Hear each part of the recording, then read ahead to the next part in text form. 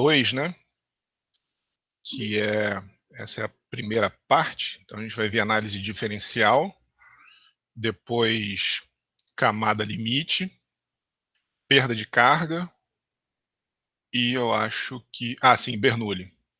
Então essa aqui é a primeira parte da V2. Na verdade, algumas coisas novas vão aparecer, mas bastante coisa aqui vai ser um pouco repeteco do que a gente já viu também. Então, qual é a ideia aqui? Bom, isso daqui eu consegui fazer para essa parte da matéria. Para as partes anteriores, eu não tinha, na verdade, eu não tive essa ideia, né? Aí acabou ficando um pouco confuso, e como eu tinha pegado de muitos livros separados para especificar de qual livro era qual nas partes anteriores, ficou um pouco mais confuso. Mas agora, nesse capítulo, nessa parte aqui, eu consegui especificar direitinho, né? Capítulo 5 do Fox e o 4, um pouquinho do capítulo 4 e do 9 do Sengel, né? Que eu usei para preparar essa aula, né? Bom, então a motivação aqui aí do que a gente vai ver, né? Então, na parte anterior, que a gente acabou de finalizar agora, né? A gente desenvolveu a equação na forma integral macroscópica, vamos dizer assim, né? Ou global, né? Para um volume de controle, né? Então a gente analisou, por exemplo, né? A equação da energia, a gente tinha lá uma tubulação, né? E aí a gente tinha macroscopicamente um volume de controle, então todos os termos de energia na entrada e na saída, para o caso do escoamento aqui, o princípio da quantidade de movimento linear, né? Quando a gente tinha um anteparo se movendo, né? Então a gente tinha um jato d'água que ou a gente tinha que ter uma força necessária para manter esse anteparo parado, ou para se mover com uma velocidade constante. E a gente viu também o nosso volume de controle, que era um foguete, né? Então o nosso volume de controle, vamos dizer assim, global, né? Então eram coisas globais, e a gente não tinha nenhum detalhe do que estava acontecendo ali dentro. A gente fez a variação da quantidade de movimento angular, quantidade de movimento linear, energia e massa, vamos dizer assim, de forma global, né? A gente analisou o que entrava, o que saía e deduzia do que estava acontecendo ali dentro, né? E aí o efeito disso no dispositivo, né? Em rede de tubo, em bomba, em turbina, em função da quantidade que a gente estivesse querendo analisar, né? Mas com essa análise, a gente não consegue obter uma descrição ponto a ponto do escoamento. Então, por exemplo, aqui no princípio da quantidade de movimento angular, a gente não conseguiria saber, por exemplo, velocidade e pressão em cada ponto aqui do escoamento, né? E em alguns casos a gente vai ver, isso pode ser importante. Inclusive essa é a, vamos dizer assim, né, a base de uma linha de pesquisa que se chama fluidodinâmica computacional, que vocês ouvem aí com o símbolo de CFD, que são justamente programas de computadores. Aí tem o ANSYS, tem o Console, que você resolve, né? Você entra lá, desenha uma malha e coloca as condições de contorno, de velocidade, pressão, eventualmente temperatura, se as coisas estiverem acopladas, né? Com temperatura, se tiver uma taxa de transferência de calor ou algum processo que envolva transferência de calor, né? Então essas coisas podem estar acopladas. E aí você aperta um botãozinho lá e o programa lá, o console, o ANSYS, ele se vira para desenvolver aqui vetor velocidade, pressão, né? Não, o perfil de pressão P1, P2, P3, o vetor de velocidade em cada ponto de escoamento. E esses programas, eles fazem isso usando essas análises diferenciais, tá? Bom, então, o que a análise integral permitia, por exemplo, é analisar o efeito global da sustentação na asa de um avião, mas a gente nunca conseguiria a distribuição de pressão que produz essa sustentação, né? Então, o que ele está dizendo é isso aqui, ó, tem um perfil da asa de um avião qualquer, a gente tem um escoamento passando ali, né, pela asa do avião, a gente consegue, com fazer um volume de controle, analisar os perfis de velocidade na entrada e na saída, chegar num perfil de pressão, eventualmente, aqui, aí é uma parte de escoamento externo que a gente não vê aqui, né, esse curso de McFlu 1, mas a gente tem uma pressão agindo embaixo que é maior que a pressão agindo em cima. Então, o comportamento do escoamento pela asa gera um FS aqui, ó, uma força de sustentação global, que a gente não consegue analisar ponto a ponto com análise integral, só com análise diferencial. Aí na análise diferencial, se a gente quiser saber como que a pressão varia, né, ponto a ponto aqui, na frente, eventualmente, né, atrás, só uma análise de CFD que permite fazer isso, tá? Até mesmo naquele estudo de turbomáquina lá, se vocês lembrarem da equação de Euler, né, a gente aplicou numa geometria assim, ó, era um impelidor, aí a gente tinha um volume de controle na entrada, tinha um volume de controle na saída, e a gente tinha o nosso triângulo de velocidade na entrada, né, e o triângulo de velocidade na saída. Isso é uma coisa extremamente, vamos dizer assim, global e aproximada, porque o que acontece aqui dentro influencia muito, né? Com análise integral, a gente nunca conseguiria, por exemplo, otimizar o perfil das pás de um impelidor, né? De uma bomba ou de uma turbina, por exemplo. No máximo, a gente consegue umas restrições de entrada e saída, mas se a pá, ela tem uma inclinação assim, ou se ela, sei lá, precisa ser mais retinha ou mais inclinada na saída, esse tipo de análise a gente não consegue fazer com análise integral, só com análise diferencial, tá? Bom, então outro exemplo, né, só continuando aí na motivação, né, é o efeito de forças geradas pelo vento em uma antena parabólica. Então, por exemplo, aqui a gente tem uma antena parabólica e o vento, a gente assume, né, uma hipótese aí talvez, não sei, meio irreal, né, que o vento ele atinge regularmente assim a antena parabólica. Claro que o vento tem um caráter muito mais aleatório, né? Mas enfim, só para ilustrar aqui, então a gente pode desenhar um volume de controle ao redor de todo o dispositivo e realizar uma análise integral aqui, né? Então a análise integral, em função do perfil de velocidade na entrada e na saída do volume de controle, ele daria uma força, ele forneceria uma força resultante aqui que o vento exerce na antena parabólica, tá? E o volume de controle ele é tratado como uma caixa preta, né? A gente não tem nenhum detalhe de P de xt, né? A pressão aqui, aqui, aqui, né? Nas diversas regiões aqui da antena, e nem de velocidade, muito menos de velocidade. A gente só tem o efeito global de força ali no volume de controle, né? Aí aqui, ó, essa frase aqui, ela ilustra muito bem a questão da análise diferencial. Ó. Se a gente quiser saber os detalhes do escoamento, né? Do escoamento ao redor da antena, precisamos da análise diferencial. É a aplicação das equações diferenciais do movimento. Opa, caraca, subiu o morro ali. É a aplicação das equações. Ui, tá, nossa senhora, fui demais.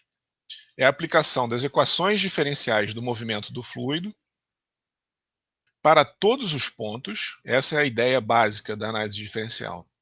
A aplicação da equação diferencial do movimento do fluido para todos os pontos de uma determinada região do campo de escoamento. Então, o que a gente faz? A gente pega aqui, ó, e teria disponível pela análise diferencial uma coisa desse tipo aqui, ó. Como que esse vetor velocidade se comporta, né? Esses aqui, essa linha de corrente, por exemplo, aqui, né? Ou essa linha de emissão. Então, como que ela se comporta ao passar aqui pela antena parabólica, mais longe, mais perto, aquela que encosta na superfície, aí um fenômeno de recessão atrás, né? Então, a análise diferencial permite uma coisa desse tipo aqui, tá? Então, ela pode ser usada, por exemplo, no estudo aerodinâmico de corpo submerso, pela análise detalhada da variação de pressão ao redor do corpo, né? Então, a força global é obtida pela integração no domínio. Tem que dar a mesma coisa. Quando você faz análise diferencial, integra em todo o domínio e fazer análise integral, tem que dar a mesma coisa, né? E aí, ela pode ser pensada como milhares de volumes de controle, né? Análise diferencial, ela pode ser pensada como milhares de volumes de controle infinitesimais, né, pequenininhos, empilhados ao lado um do outro, em cima na região de interesse. Tá? Então é isso daqui, ó, como se a gente tivesse pegado aqui o volume de controle global e fizesse um monte de volume de controle pequenininho aqui, ó. Aí aqui a gente tem o volume de controle 1, aí aqui a gente tem o volume de controle 2, aqui o volume de controle 3.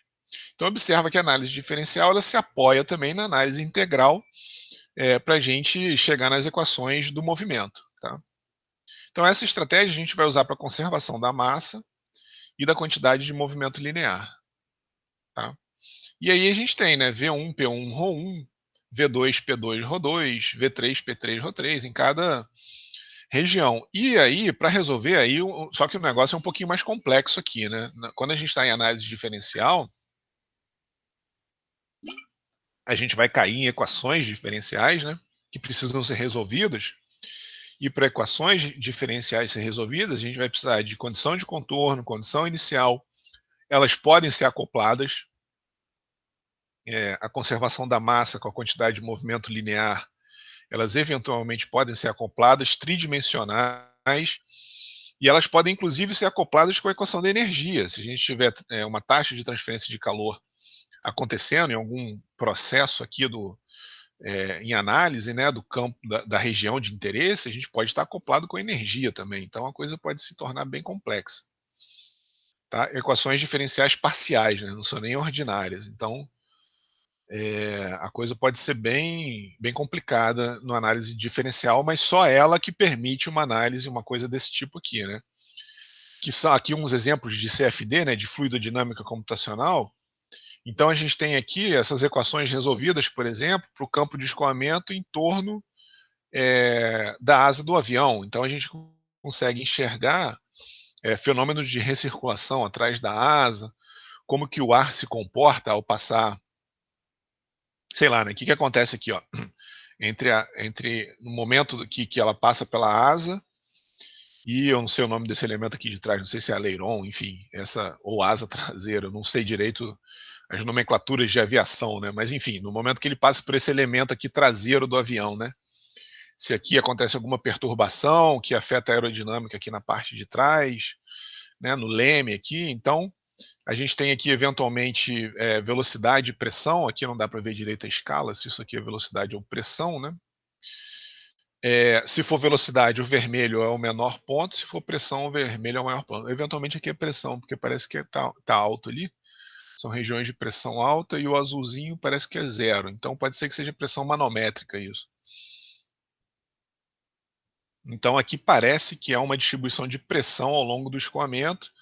Aqui um carro de Fórmula 1, né, que também tem todos os elementos aerodinâmicos, né, o spoiler, o aerofólio ali atrás, como que vão ser feitas as tomadas de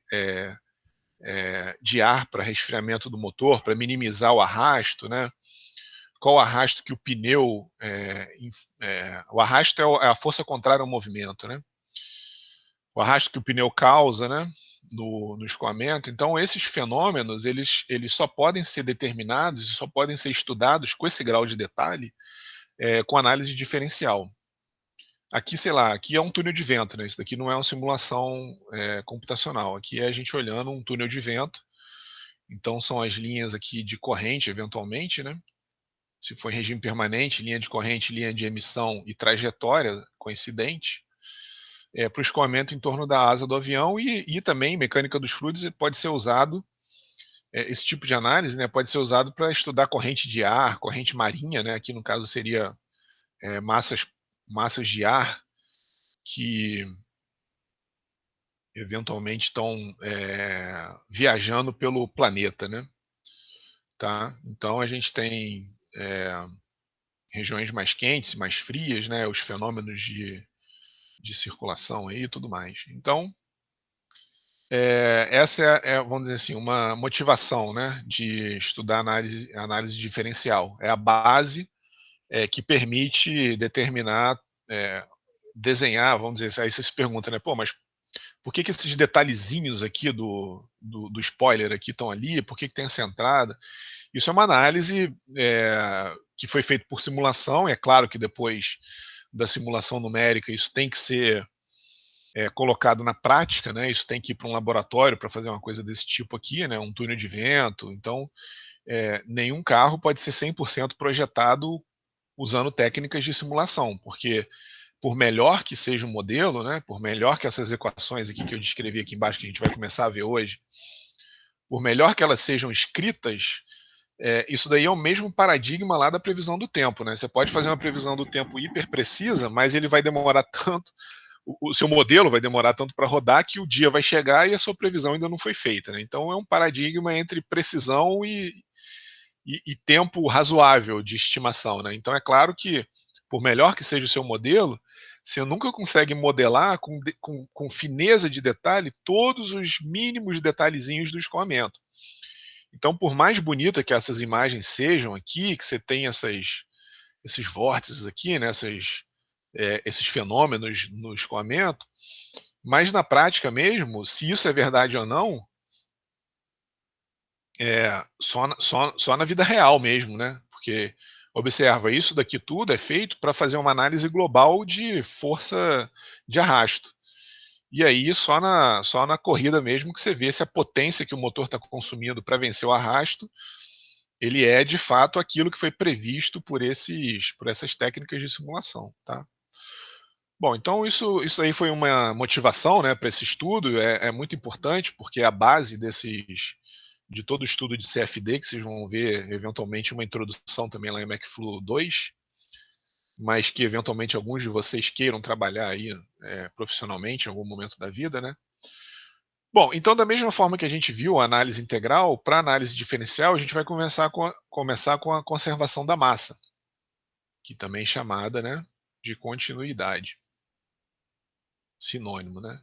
Então a gente vai analisar a conservação da massa em um volume de controle diferencial, né? Lembra que eu falei aqui atrás, ó, que o que a gente ia fazer era pegar o nosso processo global e fazer vários volumezinhos de controles pequenininhos e analisar a conservação da massa neles. Então a gente consegue chegar nesses perfis de velocidade e tudo mais, né? Bom, então lembra do teorema do transporte de Reynolds, né? Conservação da massa dada por essa expressão. A gente tem a taxa líquida de massa saindo do volume de controle e a taxa de acúmulo de massa no volume de controle. Então, a estratégia que a gente vai usar aqui é assumir que a gente sabe massa específica e velocidade, onde a velocidade é descrita em termos das suas componentes aqui, né? Em I, na direção I vale U, na direção J vale V, e na direção K vale W, né? Essa é a descrição clássica lá do perfil de velocidade, né? Então, lembra, por exemplo, perfil de velocidade parabólico aqui, ó, a gente tinha a velocidade em I, né? Alguma coisa que era U de R, né? Porque variava aqui com raio, né? Em J era zero, não tinha nenhum componente de velocidade em J, em K também era zero, nenhuma componente de velocidade em J, em K, né? Então isso daqui era o perfil de velocidade numa tubulação, né? Ou a gente tinha também entre duas placas planas, que a gente viu lá no começo do curso, né? A gente tem a mesma coisa. Essa velocidade aqui, ela é alguma coisa U de Z, né? Ou Y, vamos chamar aqui de Z, né? Ou de Y. Um U de Y aqui, porque essa velocidade varia com Y em I, mais zero em J, mais zero em K. Então aqui é o nosso vetor velocidade geral escrito aí, né? Então a gente vai, a estratégia é assumir que a gente sabe massa específica e velocidade no centro O do volume de controle. A gente fez isso já lá em hidrostática para analisar a relação entre profundidade e pressão. A gente chegou no nosso famoso P igual a ρGH, fazendo exatamente essa análise aqui, né? A gente assumia que sabia massa específica, como o fluido naquela época era hidrostática, né? Então o fluido estava parado. A gente só assumiu que sabia a massa específica no centro do volume de controle. Aqui a gente vai assumir, como o fluido está em movimento agora, né? A gente está analisando escoamento de fluidos, então a gente vai assumir que a gente sabe a massa específica e a velocidade no centro O do volume de controle, e a gente faz a expansão em série de Taylor para cada volume de controle infinitesimal, exatamente o que a gente fez em hidrostática. E a gente vai aplicar a continuidade em todas as faces do volume de controle infinitesimal, e depois a gente trabalha na integral de volume. Tá? Então a gente vai trabalhar nesse cara com a expansão em série de Taylor, e depois a gente vai trabalhar na forma diferencial mesmo, nessa integral aqui, tá?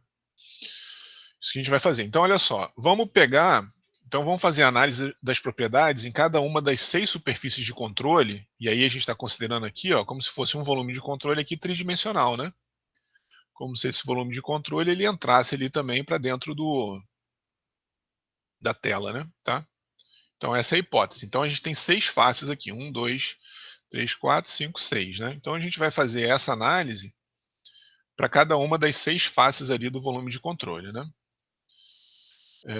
Das superfícies de controle, né? Das 6 superfícies de controle, com expansão em série de Taylor em torno do ponto O para avaliar essa integral. Então a gente vai fazer num lado só e expandir isso porque é tudo igual, né? Então no lado direito, o que a gente tem? Nesse lado aqui, ó. A massa específica em x mais dx sobre 2, então seria aqui, ó, massa específica em x mais dx sobre 2. O que ela é? O que a expansão em série de Taylor diz, né? Se eu quero saber alguma propriedade em um ponto, eu tenho que saber essa propriedade avaliada em outro ponto e a variação da propriedade vezes essa distância. Tá? Então é uma coisa até meio óbvia, né? Aquilo que eu sempre falo, essas expressões matemáticas, elas sempre descrevem coisas óbvias. Eu sei quanto vale a massa específica aqui, eu sei a taxa de variação daqui para cá e eu sei essa distância. Certo? Então é uma coisa, vamos dizer assim, matematicamente talvez não seja muito bonito, mas intuitivamente e fisicamente é óbvio, né? Eu sei a taxa de variação e a distância. Então se aqui tem dx, né? De O para face tem dx sobre 2. E ela está variando, assume-se que a gente sabe que ela varia numa taxa de ρ dx, que é a massa específica, está variando uma taxa de ρ dx. E a gente tem os termos de ordem superior, que vão afinar esse conhecimento de como a massa específica está variando, né? Certo? Então aqui está a expansão em série de Taylor de forma geral, né? Então se eu quero saber a função em x mais h, eu tenho que saber ela em x, saber a derivada, né? Quanto que ela está derivando, quanto que ela está variando em x vezes o h e mais os termos de ordem superior. Mas o negócio fica bem simples, porque a gente despreza os termos de ordem superior, de ordem acima de termos ao quadrado para cima, né? Todos esses termos aqui, quadrado, cubo, quarto, a gente vai desprezar. Então a massa específica, deixa eu só passar aqui e depois eu volto. Por que a gente despreza? Olha só. Se a gente imaginar um dx sobre 2 de 10 a menos 3 metros, o dx sobre 2 ao quadrado é 10 a menos 6. Então a gente tem um fator de 1000 vezes menor do que dx sobre 2. E quanto menor o dx, melhor a hipótese de desprezar os termos de ordem superior. Então um número pequeno ao quadrado, um número pequeno elevado ao quadrado fica menor ainda, né? Então, por isso que a gente pode, agora eu vou voltar aqui, ó, por isso que a gente pode, sei lá, se o dx for 10 a menos 3, o dx sobre 2 vai ser 1000 vezes menor, então a gente pode tranquilamente desprezar esses termos. Só num caso que a gente precisasse de uma precisão muito grande, que a gente não poderia desprezar esses termos. Então, desprezando, né, para a gente aqui, a gente vai desprezar, a gente fica com essa relação que eu descrevi para a massa específica e para a velocidade, que o fluido agora está se movendo, né? Então a mesma coisa, massa específica e velocidade são os ingredientes, né? Se vocês se lembrarem aqui também, além do fluido estar se movendo, são os ingredientes da continuidade da, da parte na superfície de controle da continuidade, né? Então aqui para massa específica, para componente U do vetor velocidade, né? Eu estou em x aqui, né? Então sei a velocidade no centro, sei a taxa de variação da velocidade e sei a distância. Então eu sei, assumindo que eu sei isso tudo, né? Eu tenho como calcular o U em x mais dx sobre 2, que é essa face aqui, né? Tô analisando essa face aqui por enquanto. Tá? É aqui que eu tô. Beleza? Bom, já falamos disso. E do lado esquerdo, agora eu tô nessa outra face aqui, ó. Na face do lado esquerdo, né? O que a gente tem é que o ρ de x menos dx sobre 2, agora a gente está do lado esquerdo, né? Tem que andar menos dx sobre 2, porque o x é positivo para lá. eu tenho que saber a massa específica no centro, quanto que ela está variando e quanto que andou. Agora foi menos dx sobre 2. A gente andou para trás aqui no sentido de x, né? Então a gente fica com ρ menos dρ dx sobre 2, tá? E a velocidade é a mesma coisa.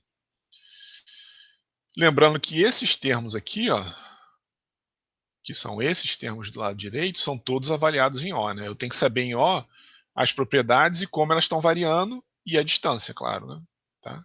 Então, assume-se que a função é conhecida e que ela é derivável, né? Tá? Então agora, a gente fez na face direita, na face esquerda, vamos ver todas as superfícies do volume de controle. Então se a gente aplicar, né, para essa integral aqui, para todas as faces do volume integral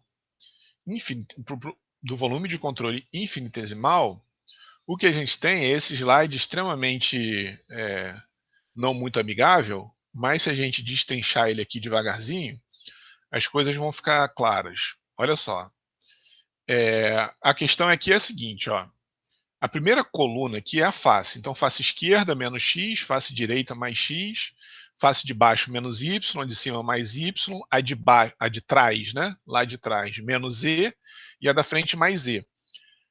Esse sinal que está sempre na frente aqui, ó, menos, mais, menos, aqui, né, esse sinal aqui é mais, aqui é menos, aqui é mais, aqui é menos. Então esse sinal, ele vem da nossa convenção de V produto interno com dA. Então na face esquerda, a normal unitária está no sentido contrário do vetor velocidade. Então aqui você tem um menos, e na hora que a gente faz essa...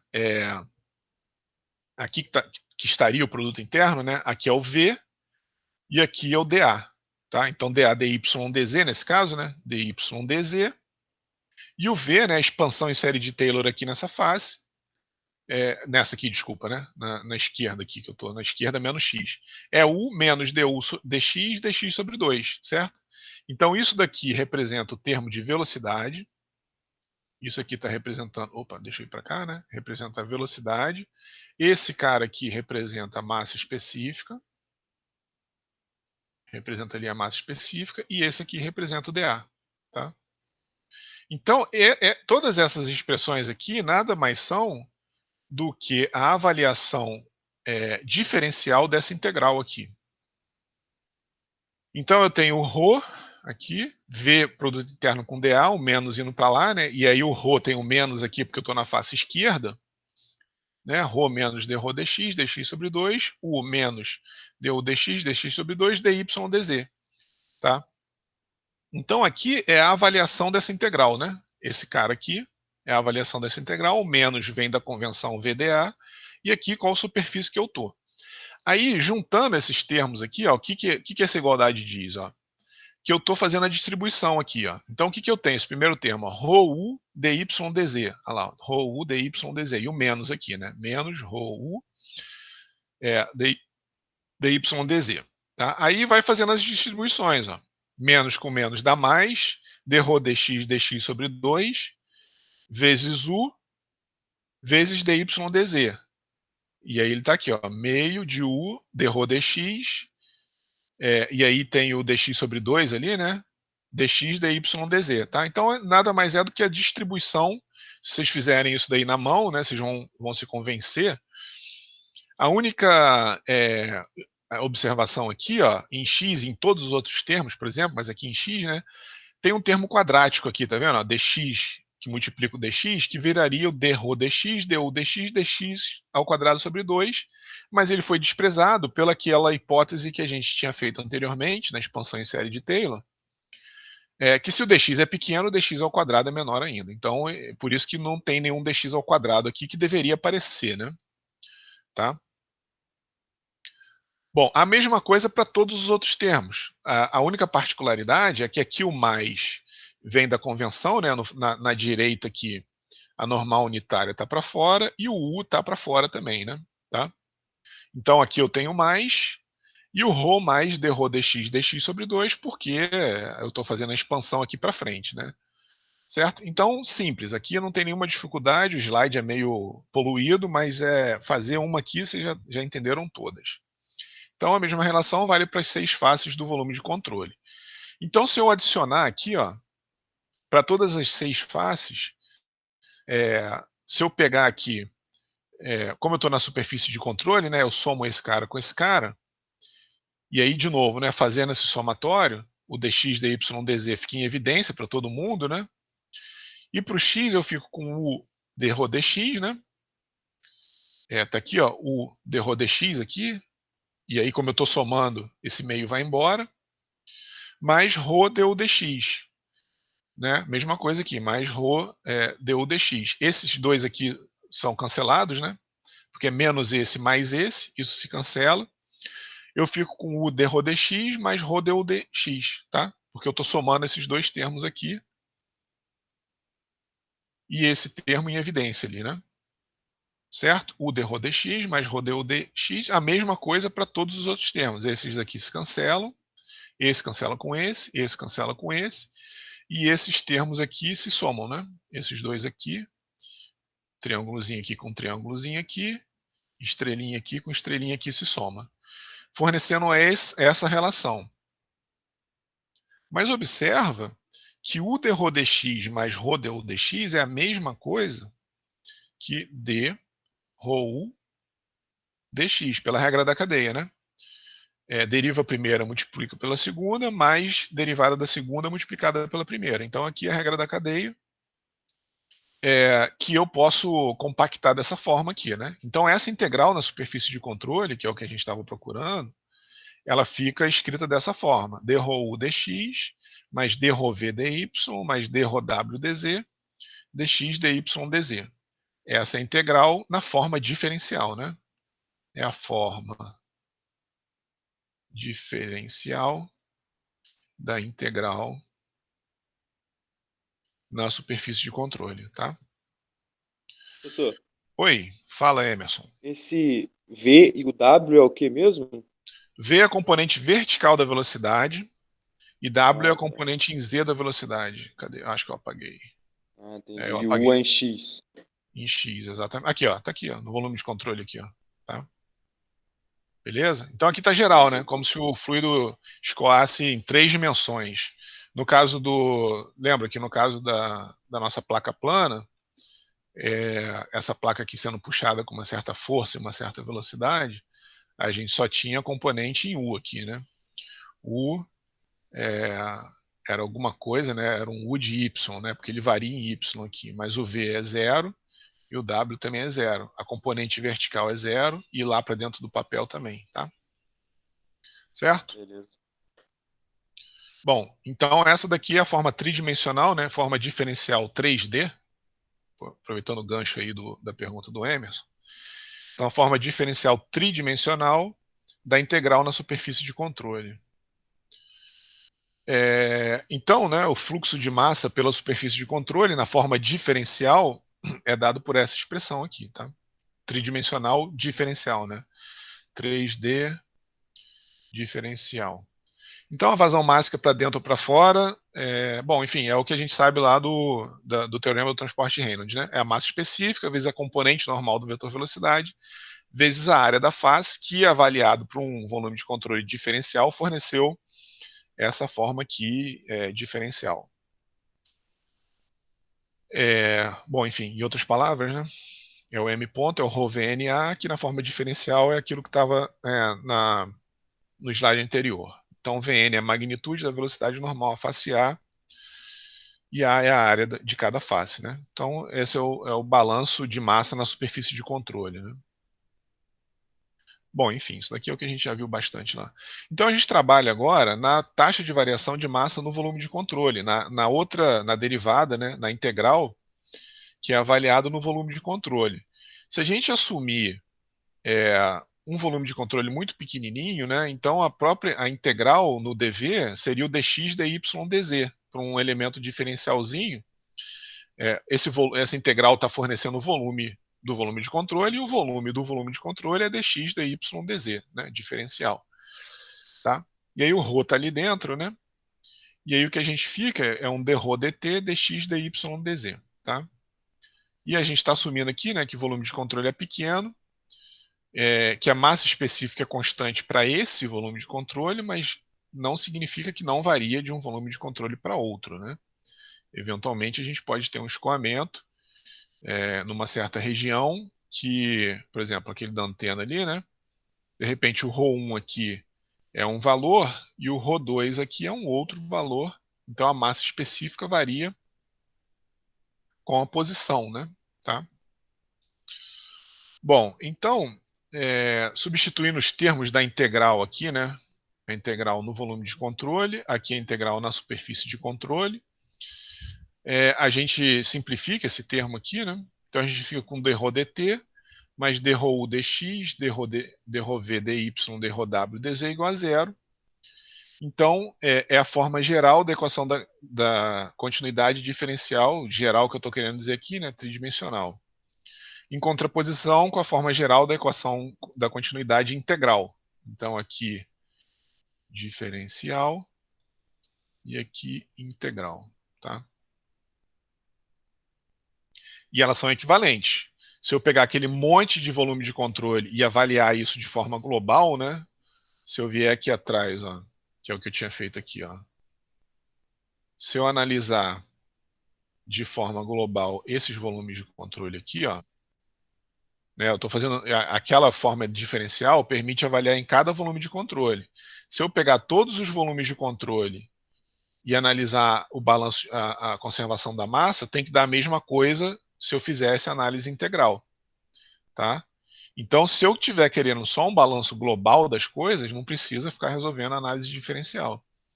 Eu posso vir para análise integral. Ou então, a análise integral pode ser usado como uma verificação da sua solução, né?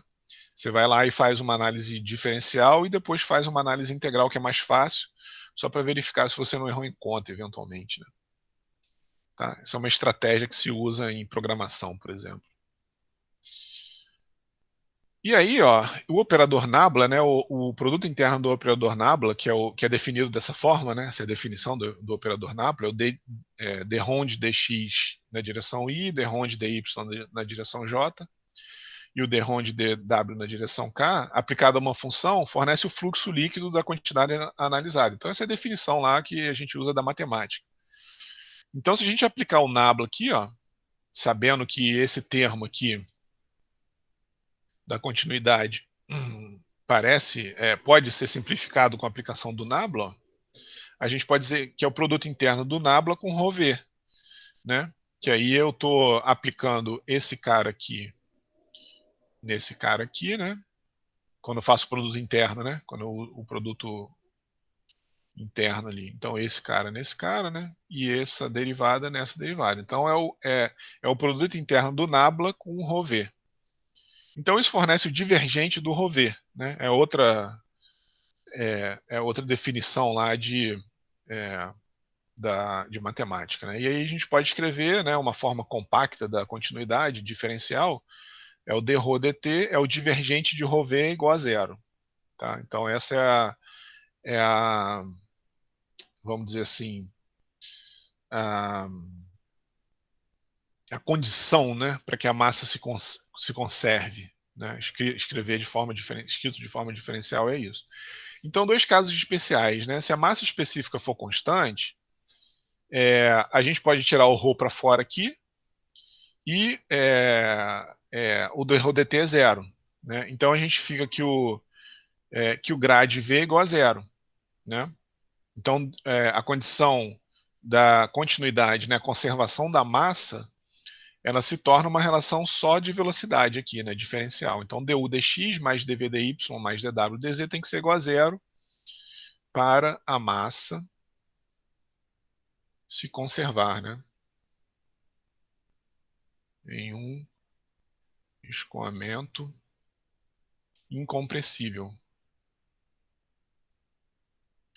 Para o escoamento no regime permanente, a única coisa que a gente pode jogar fora é o dρ dt. E aí a massa específica ela ainda pode variar com a posição, né? Eu posso ter em algum lugar a massa específica variando.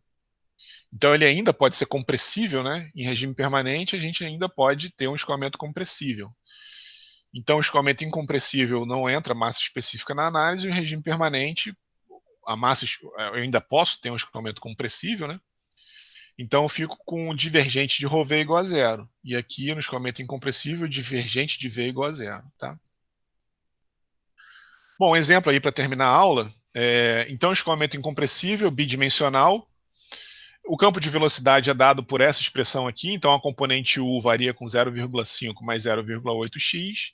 E a componente V, né? Aqui a gente então tem um escoamento. Se a gente tivesse aqui yx, a gente teria uma componente U e uma componente V e um vetor velocidade V apontando em algum ponto aqui, né, na tangente a essa composição. Tá? Então, as coordenadas x e y estão em metros e a magnitude da velocidade em metros por segundo. Tá? Então, o ponto de estagnação é definido como um ponto no escoamento onde a velocidade é identicamente zero. Então, a primeira coisa, mostre que esse escoamento é válido fisicamente do ponto de vista de conservação da massa, ou seja, a massa se conserva. Determine se existe um ponto de estagnação, que é o que está definido aqui, né? Um ponto no escoamento onde a velocidade é zero. E ele quer alguns vetores de velocidade para várias localizações do domínio, entre -2 e 2 e 0 e 5. E descrever qualitativamente esse escoamento. Então está aqui a conservação da massa diferencial global, né? Então, a partir das hipóteses do enunciado, em particular, escoamento incompressível, a gente acabou de ver que a forma simplificada é que o divergente de V é igual a zero, ou du dx mais dv dy mais dw dz é igual a zero. Como é bidimensional, esse termo aqui é zero também. Então, o que a gente fica? O que a gente tem que fazer para analisar a conservação da massa? Derivar o vetor velocidade u em x e derivar o vetor velocidade v em y. O que a gente fica aqui? Du dx fica 0,8 e dv dy menos 0,8. Isso dá zero. Ou seja, essa derivada aqui tem que ser zero. Né? A derivada de du dx mais dv dy mais dw dz tem que ser zero para a massa se conservar no escoamento compressível. E efetivamente é o que está acontecendo. Então, pela continuidade, o lado esquerdo é zero, né? Portanto, está demonstrado que esse escoamento é fisicamente válido do ponto de vista da conservação da massa. Ou seja, a massa se conserva, não é criada nem destruída. É isso que quer dizer, fisicamente, essa derivada com relação a x e essa com relação a y ser zero. Né? Esse cara aqui é o U e esse cara aqui é o V, dado no enunciado. Tá? Então, pela definição de ponto de estagnação, né, é um local onde o vetor velocidade é identicamente zero. Como V é um vetor, todas as componentes devem ser zero para que V seja zero. Então a gente pega a componente U igual a zero, então x menos 0,625 e y igual a 1,875 metros. Então sim, existe um ponto de estagnação e as coordenadas do ponto de estagnação estão dadas em x e y fazendo igual a zero as duas componentes da velocidade.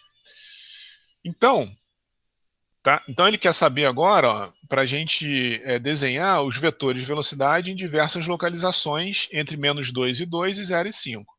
Como é que eles são obtidos? A gente pega o vetor velocidade e vai aplicando os pontos x e y do domínio. Então, por exemplo, x igual a zero, y igual a zero. A componente vertical para x igual a zero é 0,5. Aqui está errado, né? É 0,5. Então aqui também está errado, 0,5, que eu zerei o x aqui, né, 0,5 metros por segundo. E a velocidade em y é 1,5, porque zerou aqui, né, metros por segundo. Aqui também tem que ver se está certa essa conta, né? Não sei se eu usei 0,8 ou se o 0,5 aqui foi só um erro de digitação. Mas, de qualquer forma, vetorialmente, em 0 e 0, eu tenho um vetor velocidade apontando só em U aqui, é a componente horizontal, 0,5 metros por segundo, a vertical 1,5 metros por segundo, e a magnitude desse vetor velocidade é a raiz quadrada dos dois ao quadrado, 1,7 metros por segundo. E aí, fazendo isso para todos os pontos, então está aqui, a gente tinha definido para esse ponto aqui, está fisicamente coerente ele aqui. Se eu pegar essa mesma ideia aqui e fazer para todos os pontos x de -2 a 2 e y de 0 a 5, eu chego fisicamente num perfil de velocidade, né, num vetor velocidade dessa forma aqui. Aqui a gente tem as linhas de corrente, né? Os vetores tangentes aqui ao campo de escoamento, né? Então, para S e todos os outros locais, o vetor velocidade é construído pelas suas componentes. Então, o escoamento entra nesse domínio pelo topo aqui, ó, e se desloca para a esquerda e para a direita com respeito a um eixo de simetria em y igual a 1,875, que está aqui, ó, tá? Então, esse é o comportamento desse perfil de velocidade. É só ir jogando x e y que a gente chega nesses vetores de velocidades aqui, né? O ponto de estagnação é o círculo rosa que a gente calculou, né? É o ponto onde a velocidade é zero. E se a gente focar nessa parte cinza aqui, esse campo modela o escoamento convergente, acelerando da esquerda para a direita. Então a gente vê que o vetor velocidade vai aumentando aqui, tá vendo? À medida que a gente vai da esquerda para a direita, a magnitude do vetor velocidade vai aumentando. Então ele está acelerando para lá. E isso representa a entrada na linha, por exemplo, né? Além de outras coisas, pode ser uma tubulação, entrar uma tubulação num processo, né? Então, na entrada da linha da turbina de uma usina hidrelétrica, né? Então você tem aqui um reservatório, aí você tem a linha de adutor aqui para a turbina, e aí o que acontece, se a gente der um zoom aqui, ó, o que acontece ali no escoamento é justamente o que a gente acabou de descrever. E observa, né, que por análise integral a gente não ia conseguir chegar nessas linhas aqui, né? Basicamente a gente chega nessas linhas fazendo a conservação da massa, né? A gente sabe o vetor velocidade aqui ao longo do escoamento, tá? Certo? Então, alguma dúvida aí? Alguma pergunta? São 10h30 aí, acabou.